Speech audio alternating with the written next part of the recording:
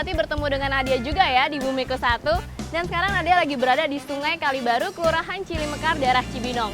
Kenapa Nadia lagi ada di sini? Karena di episode Bumiku 1 kali ini kita akan membahas seputar sungai ini. Sungai memang menjadi sumber kehidupan bagi banyak manusia. Namun rasanya itu berlaku pada masa dulu ya. Sekarang sungai terasa terabaikan karena kebiasaan manusia sendiri yang selalu membuang sampah ke dalam sungai.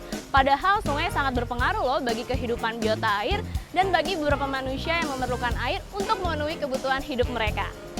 Sobat Bumi, untuk karena itulah Nadia berada di sini bersama para pencinta alam dari Bogor mau melakukan aksi bersih-bersih sungai untuk mengembalikan fungsi sungai seperti dulu. Aksi bersih-bersih ini juga dilakukan untuk memperingati Hari Air Internasional yang jatuh pada tanggal 22 Maret. Seperti apa serunya Nadia melakukan aksi bersih-bersih sungai? Ikutin Nadia terus ya, dan pastinya masih di Bumiku 1.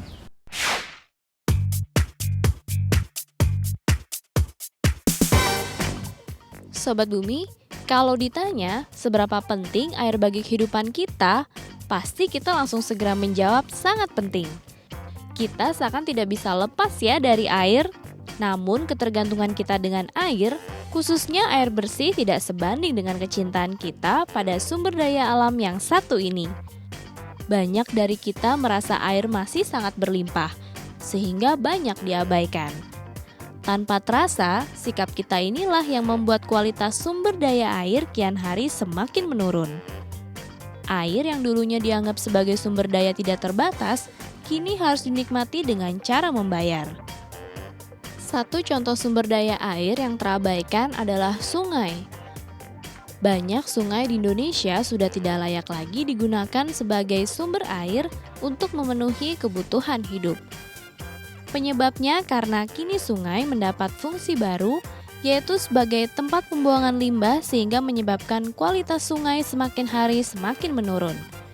Hasil pemantauan yang dilakukan oleh Kementerian Lingkungan Hidup terhadap 52 sungai di Indonesia menunjukkan bahwa hampir 30% kondisi sungai mengalami peningkatan pencemaran dari kategori sedang naik ke kategori berat.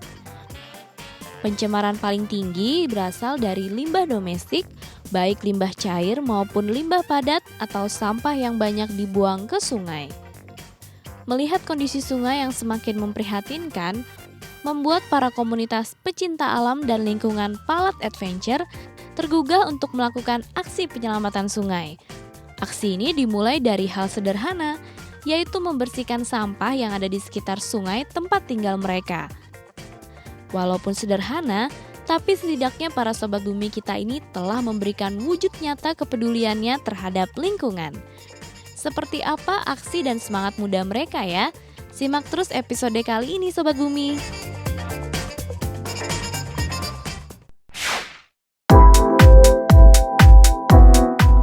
Sobat Bumi, aksi bersih-bersih sungai ini diberi nama Go Clean Our River 2014. Dan acara ini dilaksanakan oleh organisasi pecinta alam yaitu Palat Adventure. Mereka mempunyai tema tersendiri loh di acara ini, yaitu kembalikan fungsi kali seperti dulu dan merdekakan kali dari sampah. Dan seru ya Sobat Bumi kalau kita nggak ngobrol nih sama panitia untuk cari tahu lebih dalam lagi gimana sih sebenarnya kegiatan ini. Ikutin Nadia ya.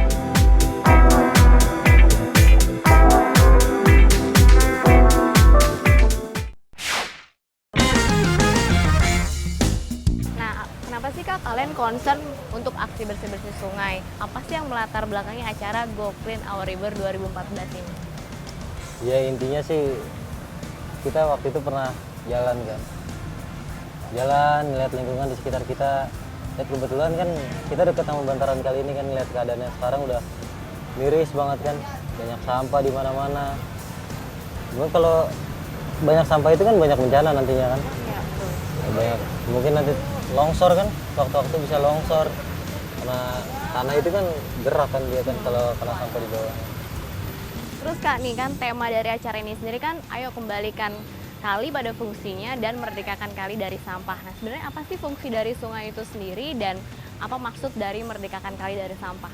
Ya, fungsinya sih banyak kan, ya salah satunya emang banyak warga yang bisa cari makan kan di sini kan, dulunya bisa aktivitas lah kan mungkin di sini kan, ya gitu, udah gitu yang memerdekakan sampah. Ya dulu nggak kayak gini, kenapa sekarang jadi kayak gini kan? Ya gitu, makanya kita miris juga ngelihatnya, mau nggak mau kita gerak. Ya kalau bukan kita siapa lagi kan, kalau emang belum ada yang gerak ya kita coba yang gerak.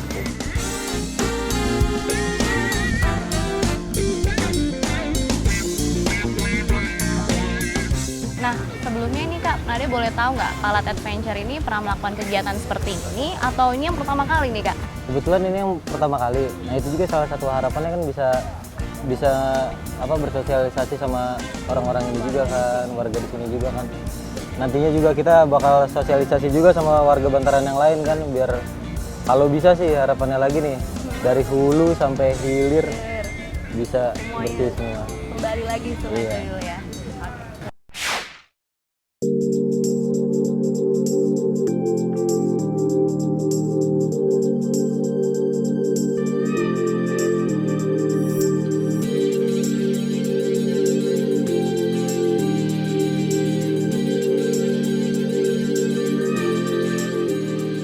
Sobat Umi, Nadia akhirnya udah sampai nih di lokasi aksi bersih-bersihnya, yaitu di pos 1 ya Kak ya? Iya benar. Nah, Sobat Umi, cuma sebelum Nadia mau melakukan aksi bersih-bersih ini, ada prosedur yang harus Nadia lengkapin dulu nih. Kak, sebelum kita masuk ke sungai untuk bersih-bersih, prosedur apa nih yang harus Nadia lengkapin? Ini ada life jacket yang harus dipakai Oke, life jacket ya. sama sarung tangan.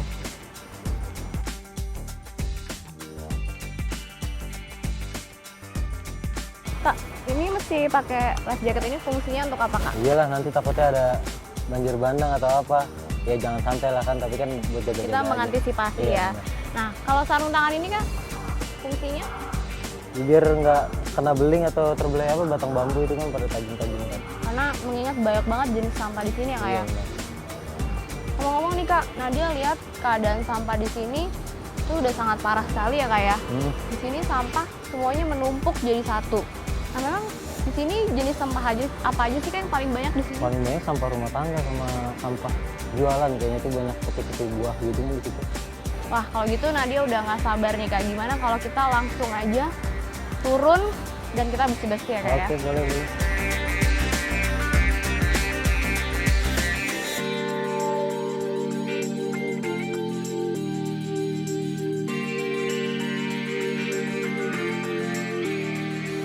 Sobat Umi, ini dia sampah yang Nadia sudah berhasil kumpulkan. Dan 90% sampah di Kali Baru ini adalah plastik Sobat Umi. Kalian bisa lihat. Dan dia ini keadaannya sudah tercampur dengan tanah di sekitar sungai ini. Membuktikan Sobat Umi bahaya banget plastik bagi lingkungan. Dan ini masih pos 1 Sobat Umi. Jangan ada 5 pos sampai ke sana treknya. Dan pasti sampahnya bakal lebih banyak lagi. Sebagian dan Nadia kumpulkan di karung ini dan akan nanti diangkat melalui perahu ini ke pos terakhir di pos 5. Itu titik pengumpulan sampah. Baru 1 jam saja Sobat Umi, ini yang terkumpul karungnya sudah sebanyak ini. Bagaimana dengan beberapa jam kemudian pasti akan lebih menumpuk lagi.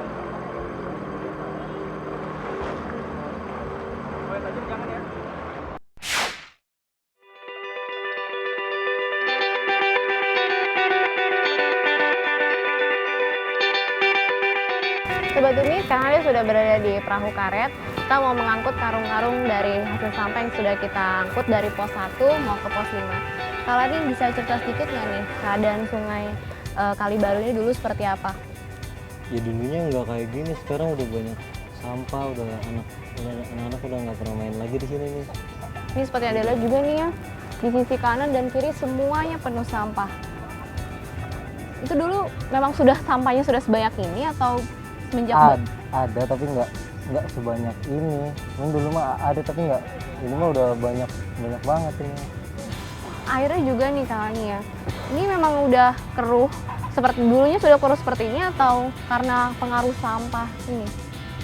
Dulunya sih setahu saya, karena saya baru kan, kalau yang dulu cerita ke bapak saya gitu, cerita dulu ini airnya bening, masih banyak yang mandi di sini.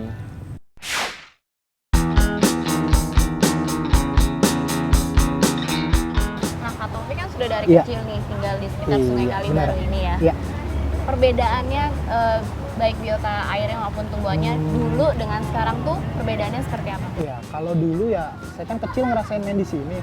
Ini parahnya ini sekitar 4 tahun ke sini karena kan kemajuan industri. Jadi di hulunya sana terlalu banyak industri yang bergerak dan mungkin mereka banyak yang buang sampah ke sini. Udah gitu kan ya itu, warga terus ngebuang ke sini gitu loh. Perbedaannya jauh banget. Dulu waktu saya itu, ini air yang jelas masih bening. Masih bisa buat nyuci, masih bisa buat mandi. Dan paling kerasa itu mungkin dari jenis kerang-kerangan ya. Kalau dulu itu masih lengkap, dia masih ada kijing kecil, kijing gede, siput juga masih banyak. Cuma kalau sekarang saya belum nemuin lagi. Yang ada cuma sampah, beling, kayu, iya itu dia. Karena kan itu sampahnya terus ditumpuk kan. Nah, kakak sendiri mungkin dalam waktu dekat ini gitu Ya. ya, yang paling terlihat ini biota airnya di sekitar Sungai Kalibaru ini apa yang masih bisa kita lihat secara kasat mata gitu? Kalau, oh iya lupa saya, mungkin yang masih banyak itu biawak. Biawak. Biawak itu masih lumayan banyak di sini. Lingsang, berang-berang itu masih ada lah. Kalau yang paling banyak itu ular. Kalau ular jelas kan. Jelas. Ular sama biawak. Biawak masih lumayan banyak di sini. Makanya rencana kita setelah program ini juga kita mau bikin kawasan konservasi dilarang berburu. Karena selama ini banyak itu kan pemburu kan. Mereka banyak yang diburu gitu loh. Makanya itu yang mau coba kita antisipasi nanti kan. Ini kita jadiin garis konservasi. Nah, itu khusus untuk raptor. Karena di sini banyak jenis raptor juga. Nah kak, kalau seperti capung, kupu-kupu itu kan bisa dikategorikan sebagai indikator air Iya, ya. benar. Nah kalau keadaan airnya sudah seperti ini, gimana dengan kondisi Itu dia capung? mungkin jauh juga dari yang dulu. Cuma sekarang hilang nggak kalau dikategorikan punah belum. Mereka masih lumayan juga. Cuma emang jauh perkembangannya kalau dibanding dulu. Karena apa? Itu dia. Mereka itu kan kayak capung itu kan mereka bertelur di air kan. Ya nggak otomatis mereka nggak mau kalau airnya begini, mereka nggak mau Iya. perturunan rusak ya kan. Mereka cari di tempat lain gitu loh. Cuma kalau untuk kupu-kupu kayaknya masih karena apa? Mereka kan gunakan ranting untuk naruh Ranting tumbuhan. Dan untuk kebetulan naruh tumbuhan di sini telur-telurnya. juga masih Nah, tumbuhannya masih terjaga gitu. ya. Makanya indikator kalau untuk udara mungkin masih bagus karena apa? Sepanjang ini tanamannya tanaman daun semua, tanaman daun lebat semua gitu yang ngasilin banyak oksigen.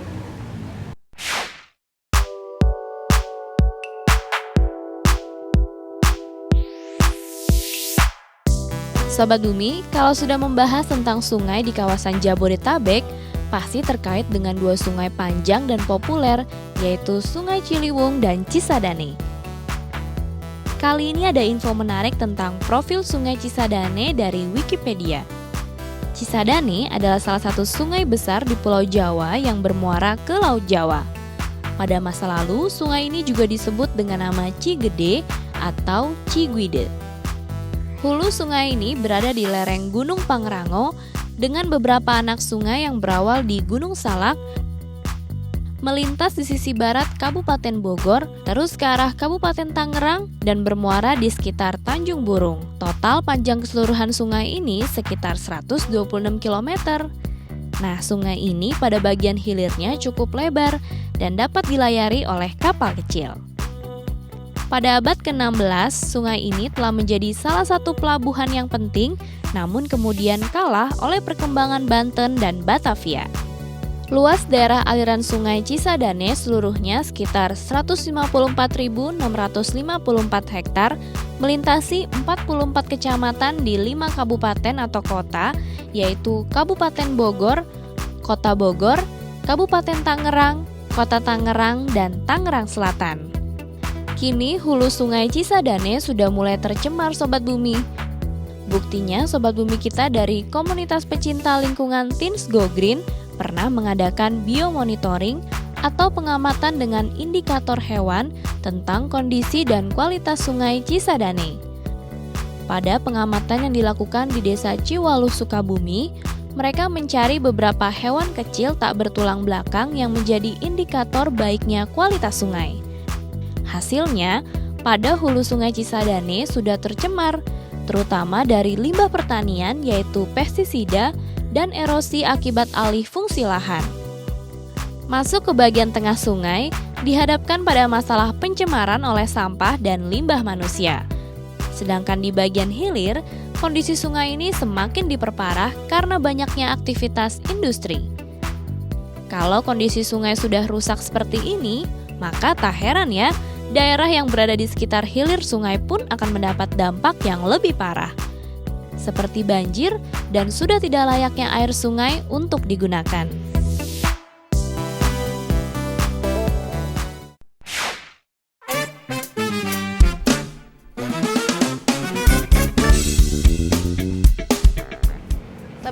sekarang Nadia sudah bersama Pak Denny selaku Pak Lurah Cilimekar nih. Kita mau tanya-tanya seputar acara kali ini ya.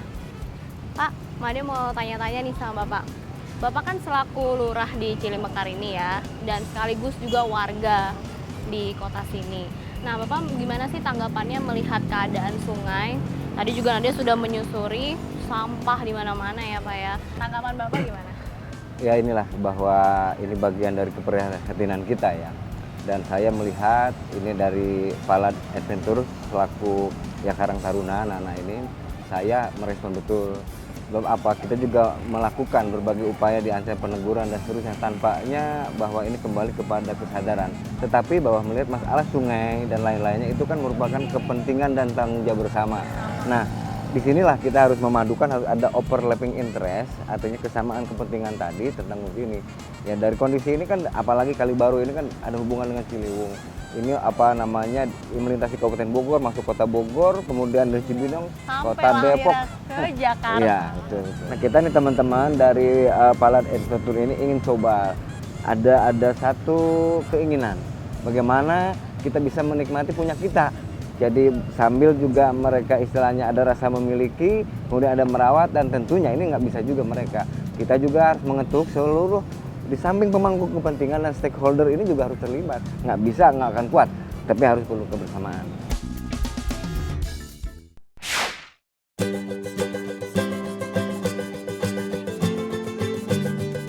Sobat Umi, tadi Nadia udah ngobrol-ngobrol nih sama panitia acara juga sudah, sama penduduk di Cilimekar juga sudah. Nggak lengkap ya kalau kita nggak ngobrol juga nih sama peserta acara Go Clean Our River 2014 ini. Dan sekarang Nadia sudah sama Kak Dika nih. Kak Dika, kita boleh ya ngobrol-ngobrol? Oke, boleh. Kalau boleh tahu nih dari organisasi apa dan kenapa mau ikut acara ini? Saya dari organisasi Komunitas Pecinta Alam Buah Pala. Itu singkatannya juga Buah Pala Bangkit Untuk Alam Hijau. Terus alasannya kenapa untuk mengikuti acara ini, pertama karena sebenarnya apa ya, aksi sosial itu kan apalagi buat sekarang-sekarang ini udah jarang banget gitu. Jadi pengen nyoba aja. Terus juga kayaknya bersih sungai sebelumnya saya belum pernah ikut bersih sungai, itu caranya gimana sih bersih sungai gitu kan. Akhirnya dapat undangan dari panitia, ya udah coba buat ikut, dan akhirnya coba ngerasain, dan ternyata lumayan seru ya? Seru, enak Berkesan juga, banget gitu. Berkesan pasti banget ya? pasti ya. Seperti itu. Nah, tadi kan kakak bilang nih ya, ini pertama kalinya nih kakak ikut aksi-aksi bersih sungai seperti ini. Iya. Nah, gimana nih tadi udah bersihin sungai Kali Baru ini, ngelihat kan banyak sampah. Iya benar. Nah, kesannya gimana pas bersihin sungai Kali Baru ini? Sangat disayangin banget ya gitu. Pas tahu kalau ternyata sampah yang ada di sungai itu banyaknya segitu banyak. Tadi saya turun lumayan lama aja, sampahnya nggak habis-habis gitu. Gimana nanti buat kedepannya gitu, kalau misalnya nggak dimulai dari sekarang gitu ya. Kita lah kecil-kecil kan, yang penting ada hasil lah. Kita nggak cuma ayo bersih sungai, ayo jaga bumi, tapi kalau nggak ada hasil percuma. Percuma nothing ya. Bener. Sekarang saya ngerasain walaupun sedikit bekerja, tapi mudah-mudahan bermanfaat lah buat nanti kedepannya sungai ini bisa terus terjaga lah sumbernya gitu.